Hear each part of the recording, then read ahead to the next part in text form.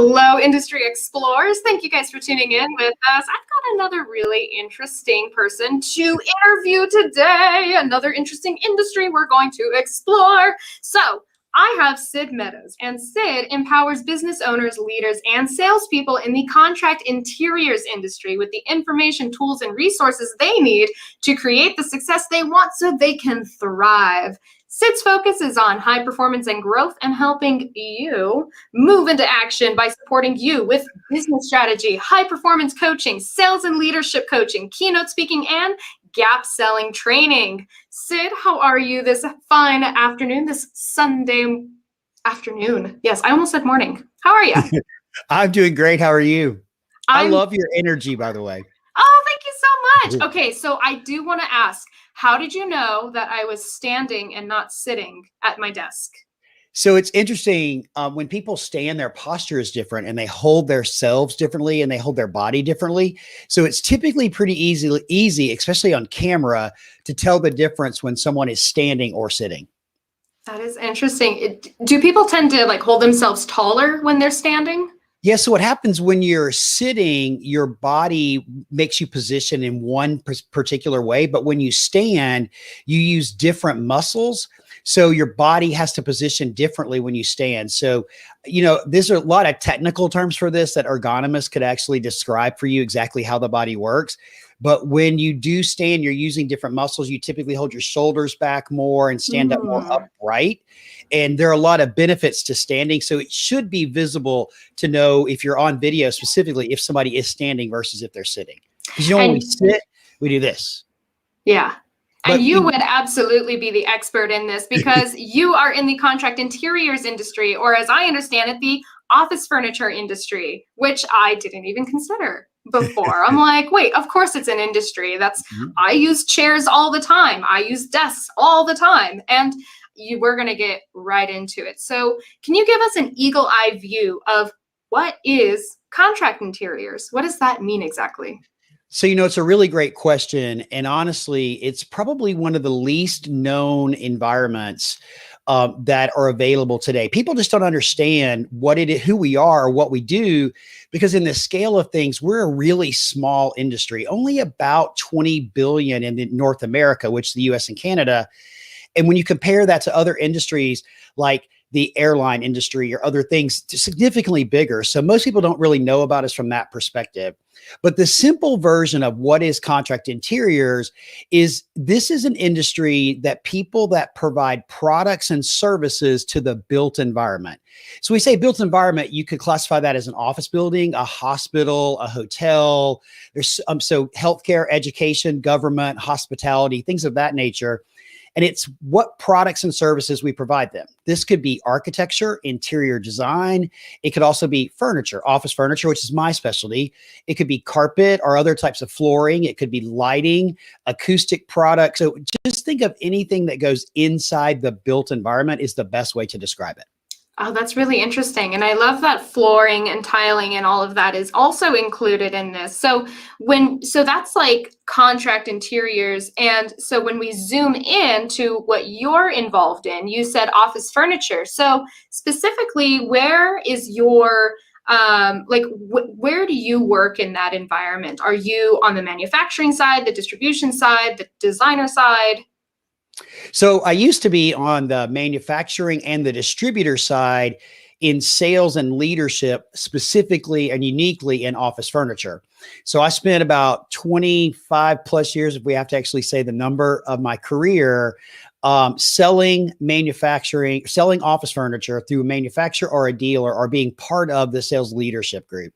And so today what I do is I actually support our industry a different way. I left my corporate job after 10 years of the same company, decided to start my own business. And so today I provide business strategy and high performance coaching and then other types of coaching to people inside the contract interiors industry. Literally, if you think about it, what I do is help people grow. I help them grow their business and I help them grow individually. So, okay, silly question before we go into more serious questions. How many different kinds of office furniture are there? Because Oh, my wow. mind is thinking chairs and tables, but I'm pretty sure to your trained eyes and Mhm. ears and hands and brain, you're like, Yeah. oh no, oh darling, there's so much, it's so much more than that. So You can you please know, explain? yeah, there's a lot. How many different types of office furniture exist? So we could bucket it in, there's a lot, okay? But let's bucket in bigger categories, okay? So seating is probably the one item that most people are aware of because we all have to have a chair to sit in to work, okay? So that's seating, case goods. So those are things you think of those as boxes. Like a case good might be something that's in a private office. So think of a desk or a credenza that might be behind you, bookcases, things like that. So case goods. So we got seating, case goods, system. Most people will call these cubes, right? Think of the Dilbertville. A lot of people think about cubicles. People refer to them Okay. as cubes, right? That's the most layman common term. We call them systems. So anything that's dividing space in an open environment, so an open floor plan, and it could be a panel based or it could be an open plan like a benching type solution. So you've got seating, case goods, system, and then you've got storage. Okay. Where do you file things? Where do you store things? Where do you put your jacket? Where do you put your purse? Those kinds of things. And then the next category would be um, ancillary. So that's anything that's not in the work environment. So think about that as cafe furniture, lobby furniture, reception desk. And so that's probably the biggest categories. But then we could go into vertical markets like healthcare. In healthcare, you're going to have clinical and non-clinical products, hospitality. You're going to have in-room hospitality, but you'll also have the common area hospitality. But in the bigger buckets, I would think of it as seating, case goods, systems, storage, and filing, and then ancillary. Interesting. So what kind of roles could someone pursue? Okay.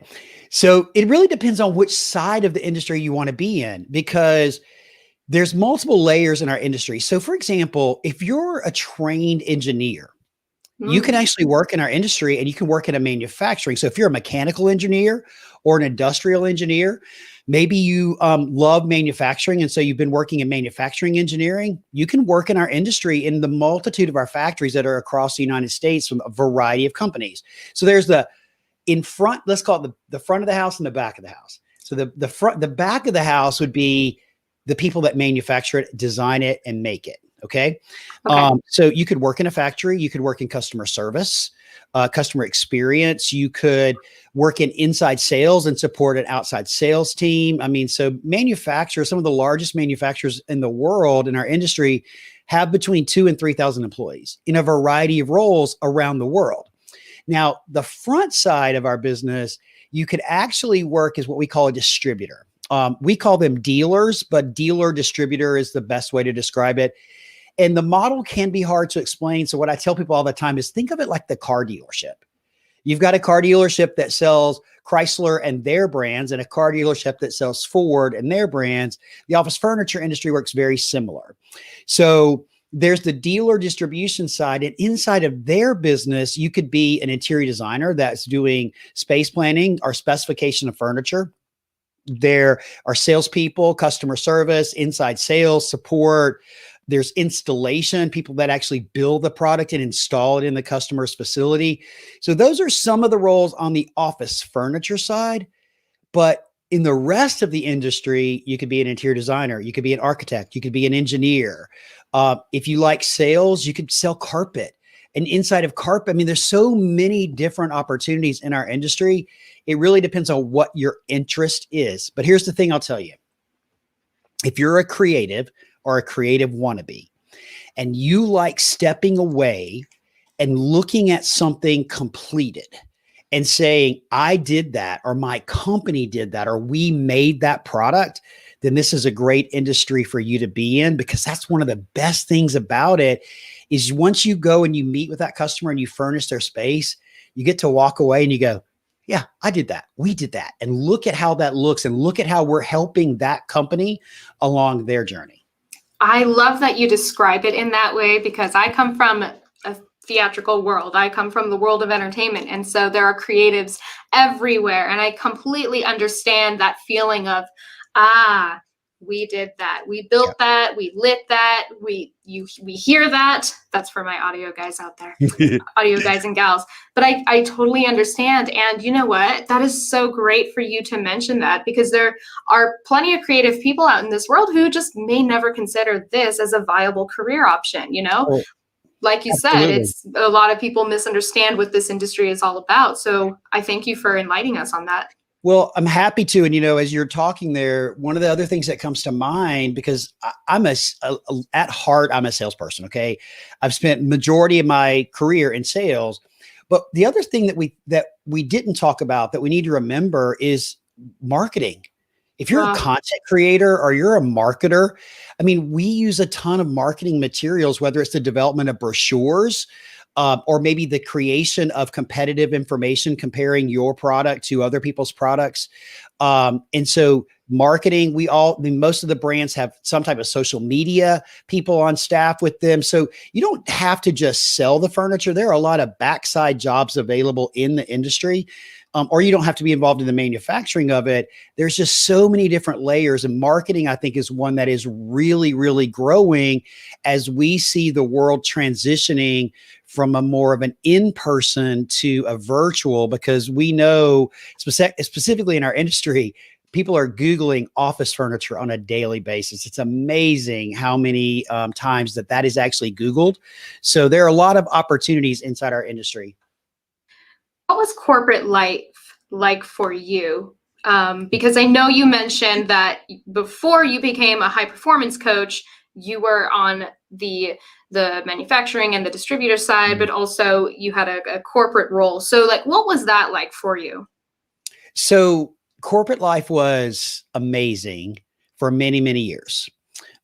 It was one of the best decisions that I ever made, was to actually really go from being in a real small business to being in a corporate setting. And the reason I say that is, I mean, I was super successful at the distributor level and I had learned a lot, but I knew I wanted more. I wanted to travel. I wanted to go places and do things. So I joined one of the largest manufacturers in our industry. And that was literally when my career took off. It's when my career skyrocketed. I worked there for 6 years, and it was a really great experience because I got to travel the world. I got to go to Europe and work. I got to go to Southeast Asia and work. I mean, I got so many cultural experiences that I would not have gotten at a local distributor that I was working at the time. So from the ability of like really educating and learning and growing, it was fantastic. Now, the last 10 years of my corporate career, as I like to call it, were also really, really good. But I was a road warrior. I mean, I was literally on the road 5 days a week, 5 weeks of the month. And there just got to be a point in time that I was tired of living out of a suitcase. Literally, I actually had a separate suitcase packed every week. I had 2 of everything. And there just is a point in time, man, I loved my job and I loved the people and I loved going out and meeting people and being face to face. But there was just a point that after probably 15 to 17 years of being on the road in an airport, the different airport every week, there was a point I just got tired, but I loved it. I learned so much working in corporate America. I absolutely learned a lot. It's so funny because it's a wonder that you're not an entertainment technician or a roadie, because I feel like as you're explaining everything about contract interiors, I'm just listening, thinking, okay, replace that word with, replace this noun with this entertainment noun. And it's just, it sounds so familiar, because in that world, there are also roadies who go on tour with the artist, and they tour America, tour Europe, and they're just on a bus every single night, or you're in an airport every single week. So that's interesting. And was family part of the reason that caused you to want to exit out of that world? Yeah. So, I've been married for a little over 25 years. And my wife and I have 2 kids, an 18-year-old daughter and a 16-year-old son. And, I had missed a lot of their younger, meaning only on the weekends was I here. It was really hard for me to go and see things during the week, because when I was traveling, it wasn't like I would leave Dallas and go to Chicago and stay in Chicago for 4 days and then come home. I would go to Chicago and then I would fly to St. Louis. And then from St. Louis, I would go to LA and then I'd fly back to DFW. I mean, that was my job. So I knew what I had signed up for, but I did miss a lot, and I missed them But my trade-off was I gave up I gave up golf. I gave up all of my habits because I didn't want to come home from being gone all week and then be gone all weekend and not give them the ability to have a dad, but also I didn't want to deprive myself of the gift of being a dad and what they could actually give to me. So it has been one of the best things. That they may not agree with it, but it has been one of the best things about owning my own business and working from home and being local now, that I do get the control of my own schedule. I can block out my calendar and I can put their events. I can go to their school events. I can go to their games. I can put them on my calendar, and I can actually now really have what I would call a true work-life integration, not a work-life balance, a work-life integration. Oh my, I love that. I've only heard of work-life balance, and I recently saw a comic. I wish I had it like ready to go so I could flash it on screen right now, but basically it's two kids, there's a seesaw, life is like this, work is up here, and the girl goes, "You call that balance?" And the little boy is like, "Yeah." And I'm like, that's cute. Haha, work-life balance. Yeah, because we need more life than work, to be honest. But I love what you said, work-life integration. Huh. I'm going to write it down and have it on the bottom of the screen here. Please do. I love that. You can give me credit for it, okay? I will. Yeah. So what I would tell you is that I don't know that I truly believe there is such a thing as a work-life balance. Because balance means that everything is equal, right? Yeah. And that means that you would work for 4 hours or 8 hours, and then you would quit work and you would come home and you'd be at home for 8 hours. I mean, it means that balances. And when the lockdown happened and people moved home, I think they really got a big understanding that there really is no such thing as balance. People were working at all hours of the night and day because they had all these challenges facing them. They're homeschooling their children and their kids are running around behind them. And they're trying to do all these different things. And I think that's really when the acknowledgement that what we're really doing in order to be happy and fulfilled in our lives, if we are employed, is we're integrating the two to a place and a position that works best for us. We're not balancing them. We're integrating them together, which might mean, for example, because I'm a solopreneur and I have a small team around the country that supports me, we want to pack up and we want to go to the beach for a week or a month, and my kids are homeschooling. Guess what? We can go to the beach for a month now. I can work anywhere. If they're remote learning, they can learn anywhere. And that just gave a whole different meaning and concept to the integration of working and living. Yeah, I will say that if you know, as hard as last year has been for many people in many industries, I think that is a really good thing that has come out of the COVID era, is the fact that people had to work from home and had to learn from home. And it doesn't work for everybody, you know, so I'm not like pushing anything on anybody, but, you know, if that's what works for you, then, you know, we are challenging traditional ideas so that, you know, we can go do those things that just work better for us, that are going to get more productivity out of us, that are going to get more flow out of us, you know? Mm-hmm. So what else does work-life balance look like to you today? Or excuse me, oh my gosh, blooper. What does work-life integration? Oof, I gotta keep saying that. I love that phrase. That's and okay. I'm gonna make sure people know that you coined it. So what else does work-life integration look like for you today? So and feel free to talk about your podcast too, by the way. Oh yeah. So thank you. So work-life integration, you know, it's the integration of work and family as one unit. It means it means for me, it's about having my freedoms and fulfilling my freedoms and the ability to work when I want, with who I want, and really to be able to control how much money that I make, my financial freedom, my personal freedom, and my financial. So financial, professional, and personal freedoms. And that's really, to me, what integration means. Am I being fulfilled in each of those categories? And then it also gives me the opportunity to do a lot of fun things like my podcast and like hanging out on Clubhouse where we met. And, you know, integrating those things together, to actually not just for me and for my audience, but also to help me grow and develop. I mean, I learned so much in the 2 months or 2.5 months that I've been on Clubhouse. It's absolutely amazing. But it's also what I've learned on Clubhouse, for example, has helped me grow my podcast and help make my podcast better because I've been hanging out with people who are experts in podcasts. So, I love doing my podcast and it's a tremendous amount of fun and I'm providing a ton of value to my community. I really enjoyed that. And when we first started talking, didn't you mention to me that you had another project you were working on to kind of recruit the younger generation into the contract interiors industry? So, yes. So I love the contract interiors industry. Literally from the moment I walked out of the back door or front door, whatever you want to call it, of the college that I was going to and got my diploma, I started working in the furniture business. And I never looked back. I mean, I thought about it a few times. Well, I'll go sell medical devices or I'll go do this, but I just couldn't get away from it. I mean, I love it so much and it's so much part of my DNA.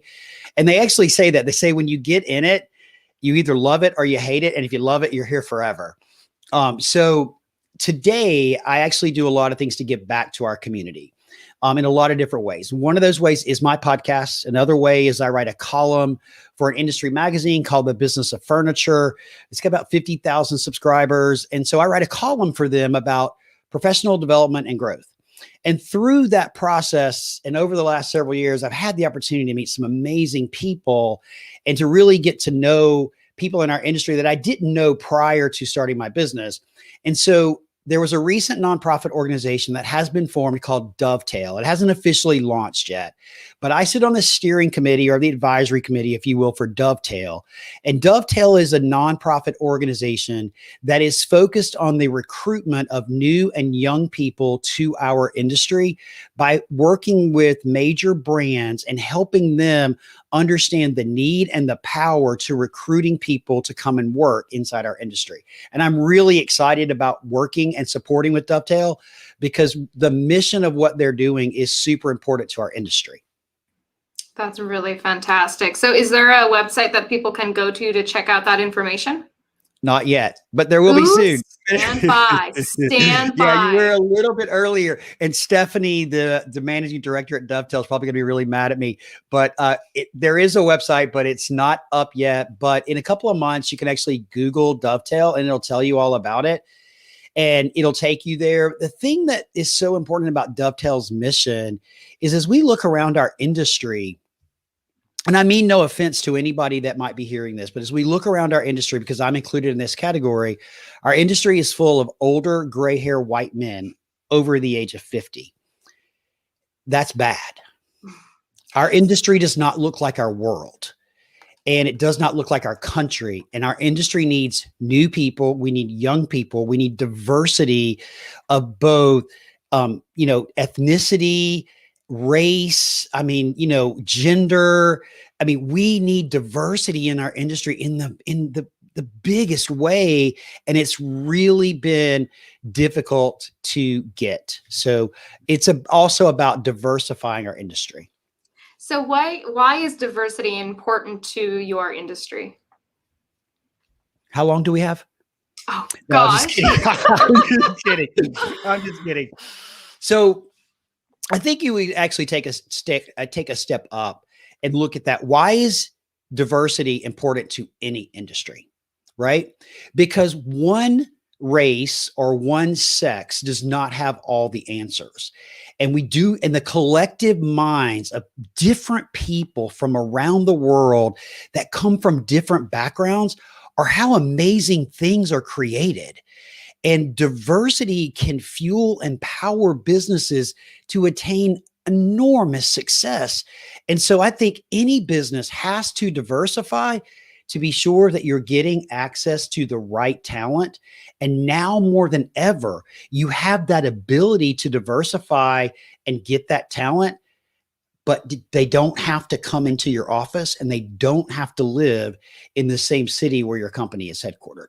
Now, because of work from home, you can actually tap talent that lives 5,000 miles away. And, they're likely or potentially could be part of the diversity that you need in your business, right? Diversity is it's so important to the growth and development of any industry and a business. And I'm going to say this about myself because it's me. A business should not be made up of people that look just like me. Well, I love the philosophy and that no one person or type of people has the answers. And by diversifying our work environment and diversifying our teams, we're getting different perspectives, we're getting different backgrounds and different life experiences, and it all contributes to the problem solving process. So I really appreciate your answer there. Stephanie says the web link will be www.whydovetail.com. So, hey, Stephanie, thank you for chiming in. I appreciate you chiming in and bailing me out with the website address. She put it out there, so it will be whydovetail.com. Thanks, Steph. I absolutely love it. And I can't wait to check it out. Is it when it becomes live, if it is live right now? It's not live right now. I would give it till the middle of May. So this is light pressure. Okay. I'm Stephanie. Hint, hint. Stephanie's going to be a guest on my podcast coming up in May. That will coincide with the launch of the Dovetail website. So we just put it out there to the world. Stephanie, you're going to be on my podcast in May. So I hope you're smiling and laughing. I'm thinking of the song in my head. I wish I had it queued up. Pressure under pressure. That's great. So since we're on the topic of bringing up the younger generation, are there any industry specific certificates or certifications? I know we touched on so many different potential roles from engineering to design. But yeah, I guess from a salesperson perspective, what are some certificates, certifications, educational opportunities that people should seek out? So in our industry, specifically in sales, there are no certifications for salespeople whatsoever.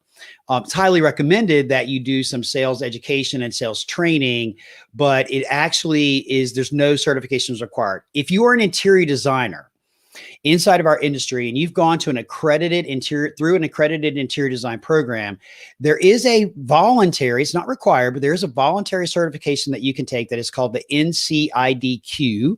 And it's a test that you actually get the acronyms after your name. And so it's a test that actually gives you, I mean, it takes, I think there's 3 parts to the test. I'm not a designer. Excuse me. I've never taken it, but I think there's 3 parts to it. It's quite complicated. Designers study for over a year for it. And so once you get that, you get it behind your name. If you're an architect, you want an architectural certification, but in the actual sale of furniture or the involvement of furniture, there are actually no real certifications that are available or that are required to work in our industry. Interesting. So what do you think of like Six Sigma? So, you know, now, and that's a manufacturing side. So remember, there's a front of the curtain and a behind the curtain, right? Okay. So I'm not super knowledgeable about Six Sigma. I have actually sold into, I had a customer one time that was using Six Sigma as part of their buying process. And the guy that was leading the initiative was actually a black belt. So I know it's a manufacturing methodology, but I don't know that I'm educated to actually talk about it. I know it's out there. I know there are different levels of it. In the furniture business specifically, most of the, if you will, the methodologies that people use are either lean manufacturing or they follow the ISO standards in manufacturing. So it's typically one of the two. So, you know, unfortunately, I didn't work a lot in manufacturing, though I know a lot about it. And most of the manufacturing, especially some of the VPs of manufacturing that I work with, would tell you that I was a really big pain in the butt because I kept pushing them to do things. But that was my job. Well, you're really good at pushing people to do things. And your friend Stephanie says, no problem. Thank you, Steph. So can I ask you about BIFMA? Sure. What is BIFMA? What is BIFMA?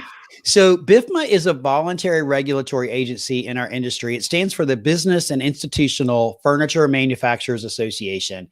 And BIFMA is a nonprofit organization that provides standards based on the ANSI guidelines. They develop standards for the manufacturing of office furniture. Again, it's voluntary, but they actually are that agency that publishes the standards and the guides about quality in our industry. And actually, I did an episode of my podcast called The Trend Report. I did an episode of The Trend Report. It was episode number 44 with two people from BIFMA, where they actually really talk about BIFMA and what it is, because I do believe it's one of the most misunderstood components of our industry, but it's also one of the most important components of our industry. Business and Institutional Furniture Manufacturers Association, headquartered in Grand Rapids, Michigan. So to me, it sounds a lot like how some industries have to adhere to OSHA law and regulations, but then you have pockets of industries who then defer to ANSI standards, which are based on a voluntary consensus that comes together, and they go, hey, do we agree on this statement here? Yeah, we do. Okay, cool. Hey, manufacturers. Hey, distributors. Hey, end users. This is what we've agreed to. So do that thing. It's not, you don't have to do it by law, but it ends up becoming like industry best practice. So, and then you mentioned guides, and I did listen to that episode. I'm so surprised. I'm like really impressed you just came up with your episode number, because I wouldn't. That was impressive. I cheated. I have a sheet of paper right here. I cheated. So nice. Hey, you know what though? That's a great life hack. Just have reference sheets in front of you all the around, time. Yes. I used to have it stuck up on my wall right behind me, but the words were too small and I'm too old to see that far, even with my glasses. So I'd have to blow it up really big. So now I have a printed piece of paper. I refer to my podcast all the time, but go ahead and ask your question about BIFMA. So I remember in the episode, you guys were talking about how it's a very fine line between standards and guides. So can you kind of describe the difference between a standard and a guide, and how does that all relate in the office furniture industry? So for the official definition of this, go to about the 25th minute of episode 44 of my podcast and let BIFMA tell you exactly what the difference is between standard and guide. But a standard is the product should be manufactured to this standard or tested to this standard. So a guide is a recommendation. There's a terminology they used in the podcast that I'm struggling to think of right at this very moment, but the manufacturer should manufacture the product this way, where a guide is a recommendation that says, like, here's an example of recommendation. They have a recommendation about ergonomics. And ergonomic guide, BIFMA. The ergonomic guide is about how we should sit, how we should stand, how high the desk should be, how high, whether you're sitting or standing, how appropriately you actually sit in the task chair, those kinds of, that's a guide. And so the standard is actually more about what you should be doing in the manufacturing of the product. But if you fast forward to like 27 minutes, you can hear them describe it. I did. I just wanted you to repeat it for my listeners. Do we know how many people I've interviewed since then? But also, I want my listeners to go to your podcast. So, thank you. I can only imagine anybody who sits on that BIFMA committee watching this right now going, her desk is too high. I can tell. Look at her shoulders. Look at the way she's swaying.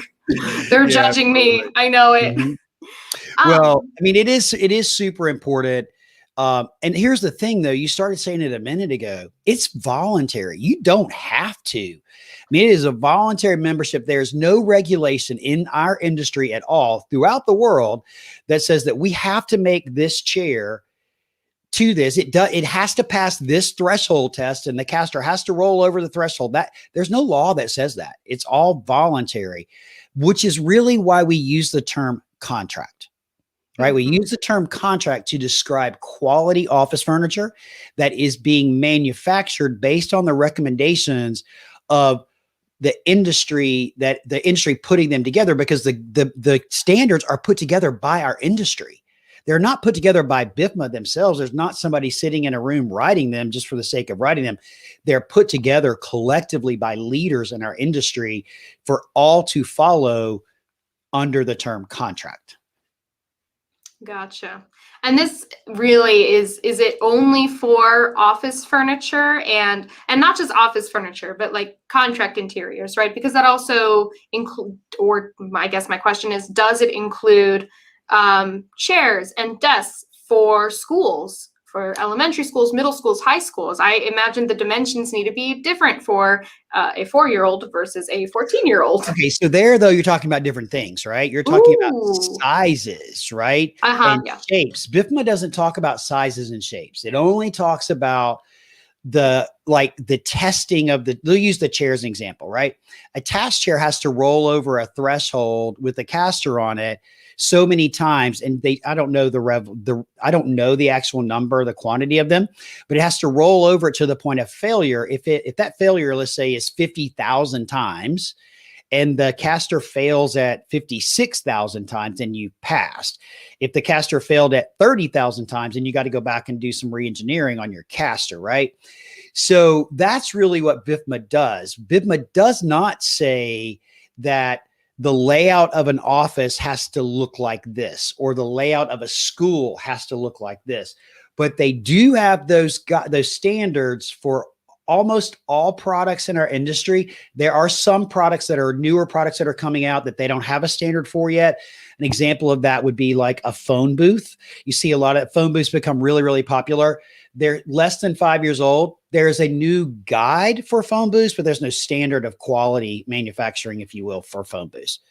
So it's not about the layout or the size of the product. It's about how it's made and how it will perform. So going back to like the chair for a 4-year-old versus a chair for a 14-year-old, I imagine that tensile strength in the legs of a chair are important. Would that be something that is included in a BIFMA standard, is like tensile strength of the components used?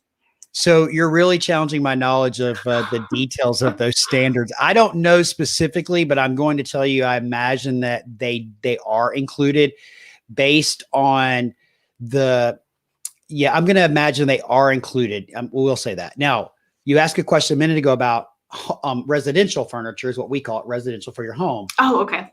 Yeah, residential furniture does not have to meet these guidelines at all. They have their own guidelines, or maybe they don't have any guidelines. But it has become very, very common for residential furniture to come into the office environment. Mm-hmm. And typically, because the office environment the use of the office environment is so much greater than a home, you see residential furniture fail much faster than you would anticipate that it would, because it's not built for the environment, right? It's not built to the environment, for the environment.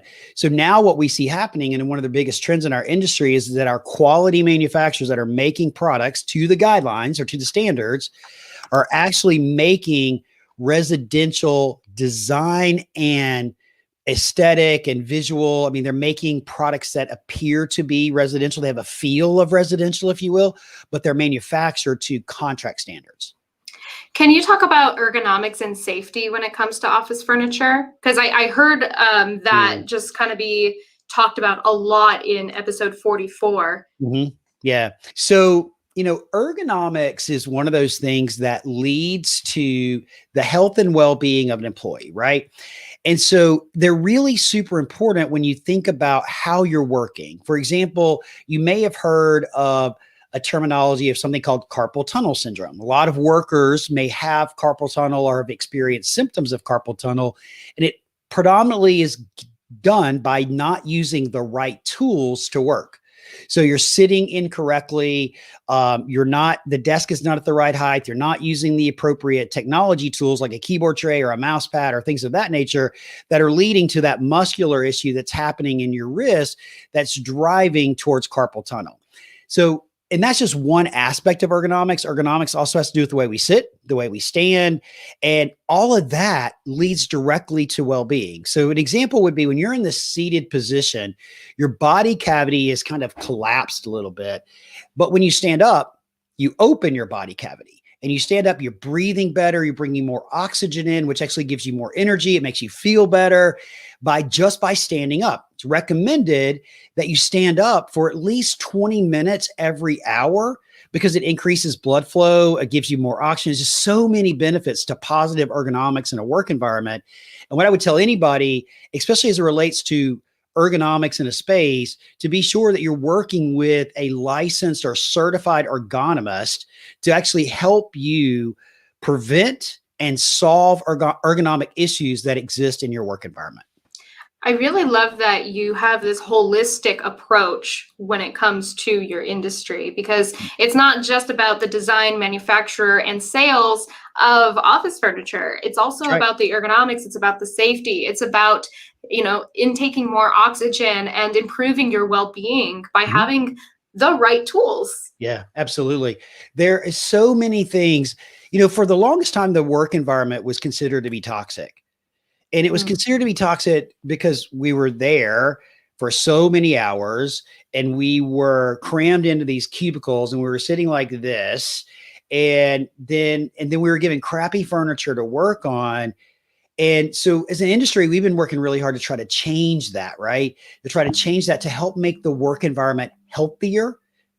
There's actually a standard now, a registration, a certification that you can get for it's a well AP. It is somebody who is focused on wellness. Okay.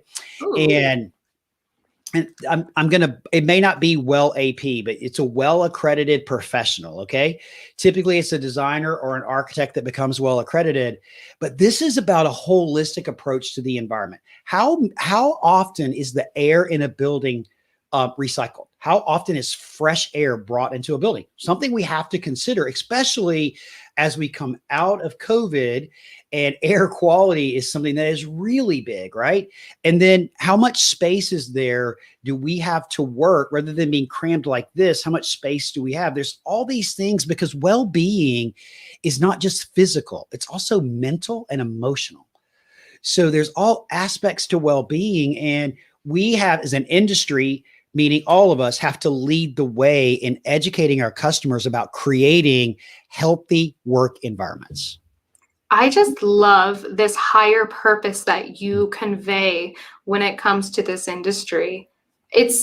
I am very inspired. And honestly, if I were hearing this as someone in high school who had no idea what I wanted to do after high school, I would be very inspired by your words right now, because it's not just about a boring chair or Mhm. a desk. It's about everybody's well-being. Mhm. It's about everything that we just talked about.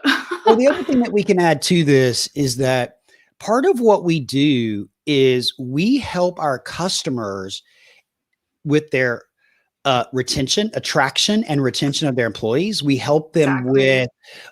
We help them with so attraction, retention, recruitment, and we also help them with productivity.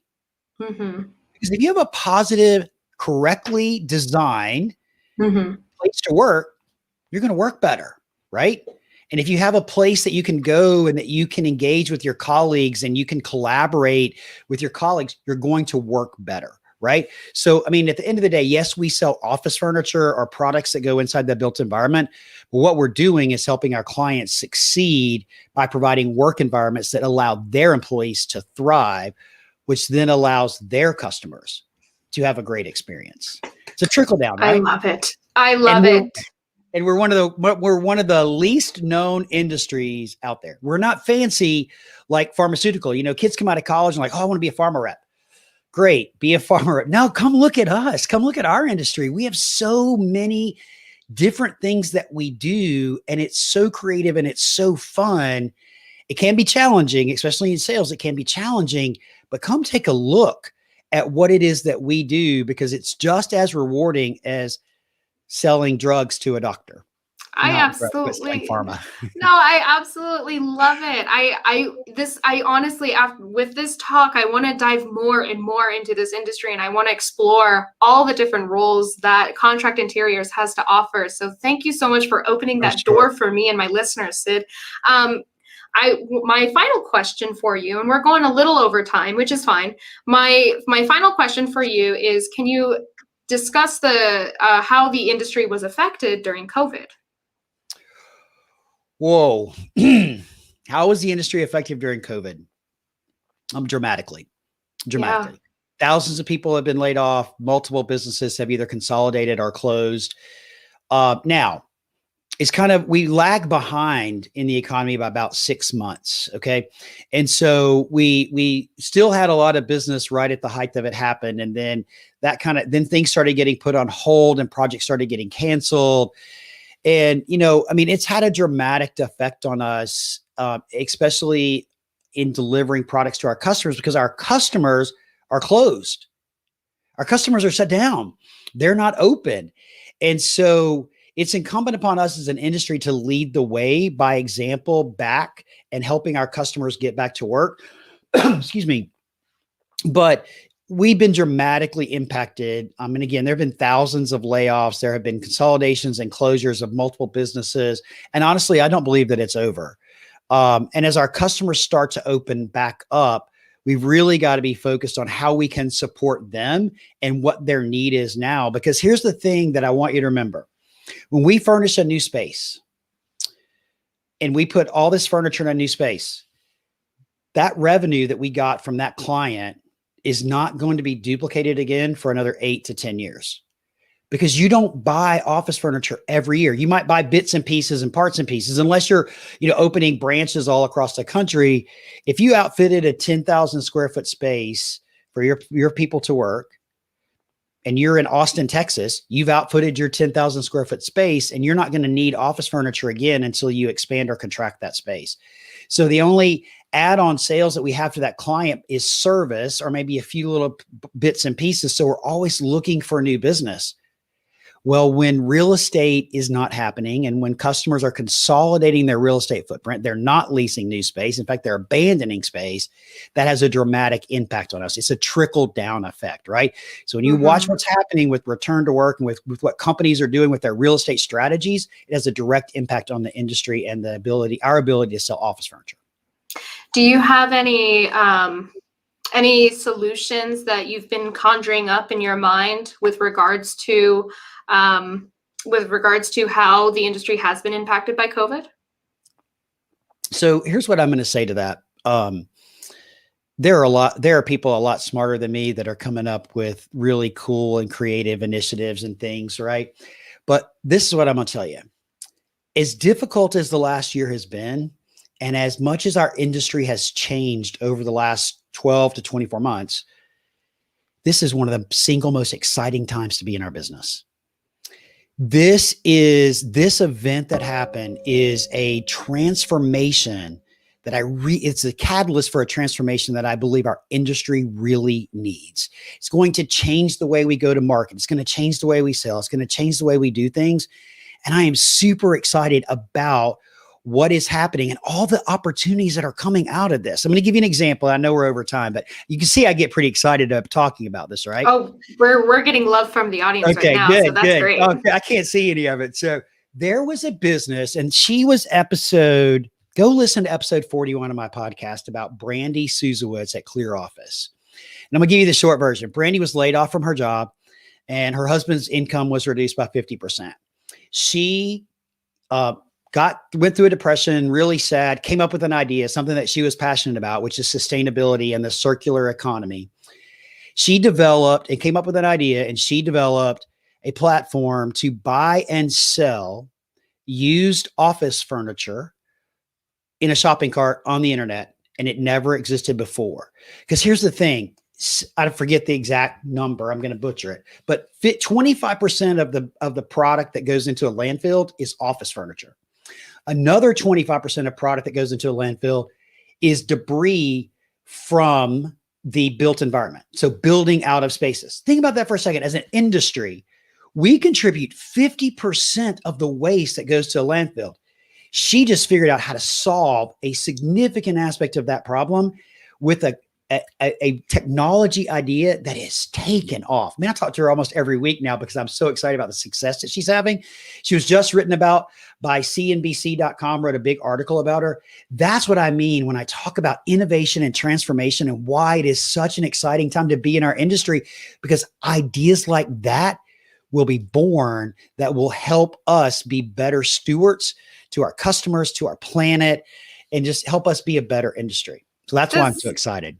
Oh gosh, this is just so inspirational. I mean, we didn't even, yeah, we're over time, but like we didn't even touch on the topic of sustainability. Mm-mm.